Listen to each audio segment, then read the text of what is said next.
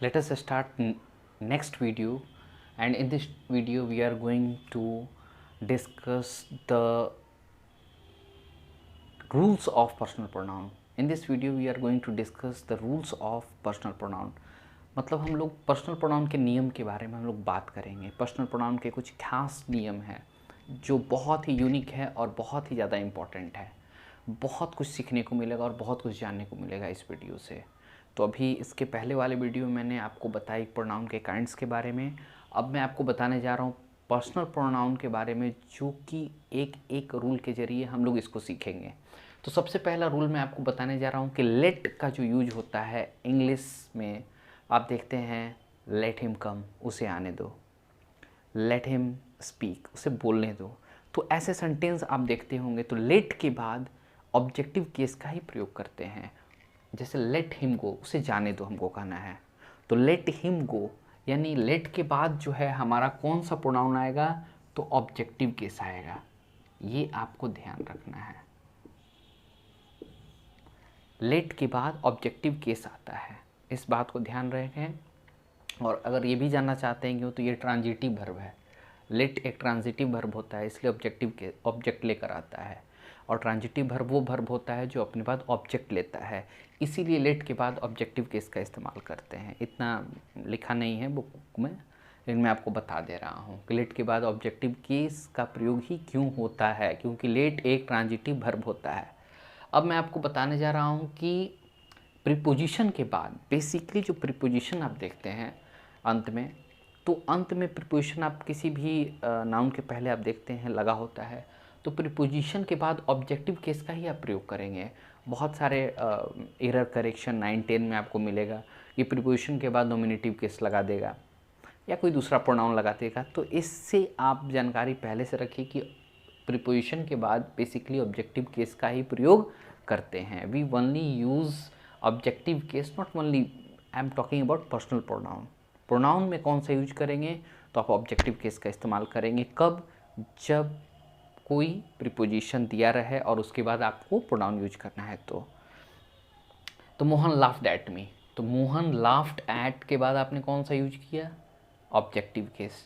तो यहाँ पर देख सकते हैं मैंने लिखा है क्लियरली, बोर्ड आप देख सकते हैं। अब नेक्स्ट रूल है कि आफ्टर एज दैन, एज और दैन का प्रयोग हम लोग करते हैं डिग्री ऑफ कंपैरिजन में, और ये बहुत सारे मामले हैं जहाँ पर एज और दैन का इस्तेमाल करते हैं। तो एज और दैन के बाद हमेशा ध्यान रखिए कि नॉमिनेटिव केस आता है, और नॉमिनेटिव केस में मैंने आपको बताया कि I, we, you, he, she, it, they को हम लोग नॉमिनेटिव केस कहते हैं। तो जब भी आपको देखना हो कि THAN दैन के बाद कौन सा हम प्रोनाउन यूज कर सकते हैं, तो वह नॉमिनेटिव केस। जैसे Mukesh is as fast as I, Mukesh मेरे जितना तेज है। तो एज के बाद आपने देखना क्या लिखा मैंने, आई क्यों लिखा, क्योंकि ये आई नॉमिनेटिव केस है। जैसे लिखा I like as much as he, मैं पसंद करता हूँ उससे तुम्हारे जितना। आई लाइक, मैं पसंद करता हूँ तुम्हारे जितना।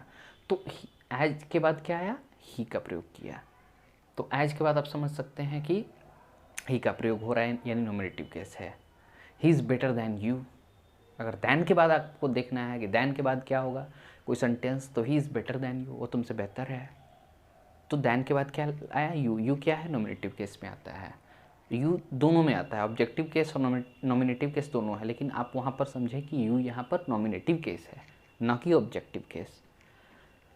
अब नेक्स्ट रूल मैं आपको बताने जा रहा हूँ कि कभी कभी ऐसा होता है कि first person, second person, third person तीनों सब्जेक्ट के तौर पर आ गए हैं।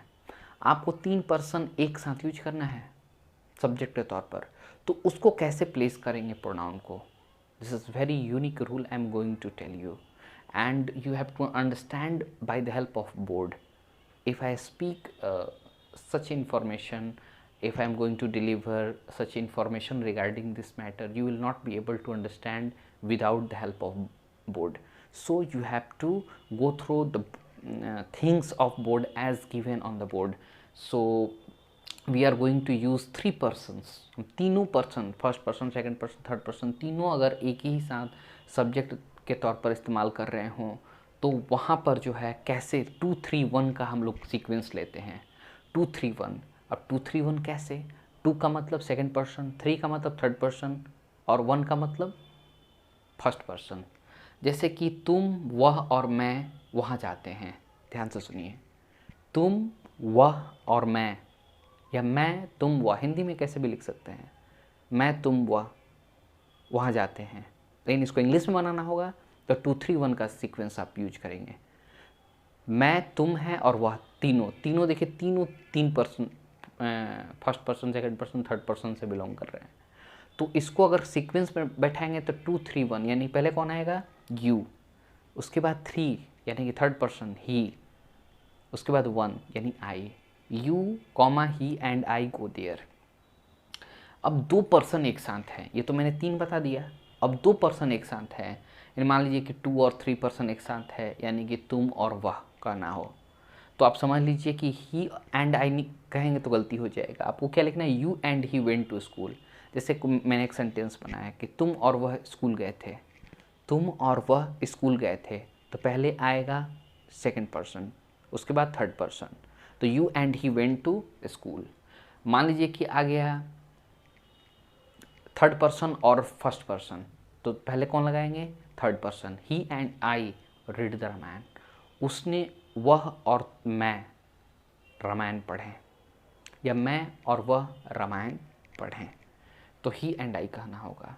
अगर आपको कहना है कि तुम और मैं यहाँ पढ़ते हैं, तुम और मैं यहाँ पढ़ते हैं, तो यू एंड आई कहना होगा। तो ये सीक्वेंस है 2 3 2 1 और 3 1।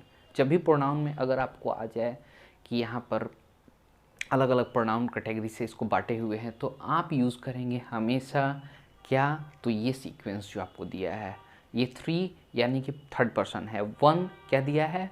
फर्स्ट पर्सन है, ये 2 सेकंड पर्सन को डिनोट करता है।